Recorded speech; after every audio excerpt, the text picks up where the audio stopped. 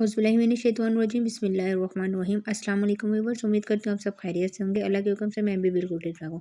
आज एक और न्यू रेसिपी के साथ आए हैं। आज मैं बनाने लगी हूँ अगवानी आलू, बहुत ही आसान तरीके से और इतने मज़ेदार ये बनने वाले हैं। तो इसके लिए रेसिपी अपने एंड तक देखनी है। रेसिपी पसंद है तो प्लीज़ लाइक और सब्सक्राइब करना ना भूलें। तो चलें अपनी वीडियो स्टार्ट करते हैं। सबसे पहले मैंने तकरीबन ये 8 से 9 अदद आलू ले लिया है। आलू अपने छोटे साइज़ में लेने हैं और इसको अच्छी तरह से वॉश करके इसका मैंने छिलका उतार दिया है। कोई कट वगैरह कुछ भी नहीं लगाना इस वजह से। अब मेरे पास थोड़ा-सा नमक है, अब थोड़ा-सा नमक मैं इसके ऊपर डाल दूँगी इस तरह। एक आपको मैं बात बता दूँ कि आपने इस पे कोई कट, कोई कुछ भी नहीं लगाना। अब कढ़ाई ले ली, कढ़ाई में तकरीबन आधा कप ऑयल डाला है और जैसे ही ऑयल गर्म हुआ तो मैंने इसमें आलू डाल दिए। आलू को अब अच्छी तरह से आपने फ्राई करना है। जिस तरह आप चिप्स फ्राई करेंगे इसी तरह आपने आलू फ्राई करना है कि इसका कलर बहुत अच्छी तरह से चेंज हो जाए। तब तक हमने इसको फ्राई करना है। चूल्हे की जो फ्लेम है उसको आपने बिल्कुल नॉर्मल रखना है, ये ना हो कि ये जल ना जाए, ठीक है। इसका कलर चेंज होता है तब तक हम इसको फ्राई कर रहे हैं। जी, तो ये देखिए इसका आस्ता-आस्ता कलर चेंज होना स्टार्ट हो गया है। और अब मैं आपको बता देती हूँ हम इसमें कौन-कौन से मसाले शामिल करेंगे। मेरे पास पड़ा हुआ है लाल मिर्च का पाउडर है, नमक है, गरम मसाला, हल्दी, लाल मिर्च का पाउडर और कश्मीरी लाल मिर्च थोड़ी-सी, और उसके अलावा मेरे पास पिसा हुआ सूखा धनिया है, ठीक है। अच्छी तरह से इसका कलर चेंज हो गया है। अब जो मसाले मैंने आपको बताए थे, मसाले सारे आपने अपने टेस्ट के बराबर लेने हैं। मसाले इसमें डाल दूँगी। मसाला डालने के बाद दोबारा से इसको थोड़ा-सा मैं हिलाऊँगी और थोड़ा-सा इसमें मैंने पानी ऐड कर देना है कि मसाला जल ना जाए। जी, तो ये देख सकते हैं कितना खूबसूरत सा ये लग रहा था। अब मेरे पास टमाटर का पेस्ट पड़ा हुआ था तकरीबन 1 कप के करीब, आपने वो डाल देना है और इसको दोबारा से आपने मिक्स करना है।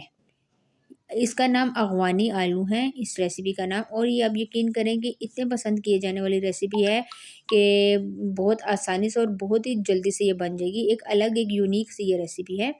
अच्छी तरह से मैं इसको मिक्स कर रही हूँ और आपने तब तक इसको मिक्स करना है जब तक टमाटर जो पानी छोड़ेगा वो खुश्क ना हो जाए।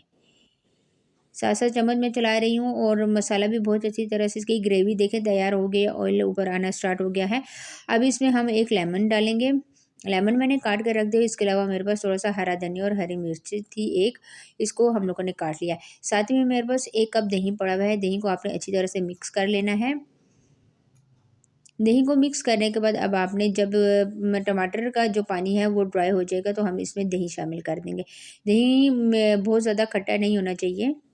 ये तो ये देखिए मैंने इसको मिक्स कर लिया। अब मैं इसमें ये देख सकते हैं बिल्कुल इसका पानी ड्राई हो गया है। दोबारा से मैं इसकी मिक्सिंग कर रही हूँ और अब मैंने जो दही 1 कप था, तकरीबन हाफ़ कप वो हम दही इसमें डाल देंगे। अब इस पॉइंट पे आपने चूल्हे की जो फ्लेम है उसको थोड़ा-सा हाई कर देना है और अच्छी तरह से मिक्स करना है। मिक्स करने के बाद आपने इसको अभी जो दही का पानी होगा उसको भी आपने ड्राई करना है।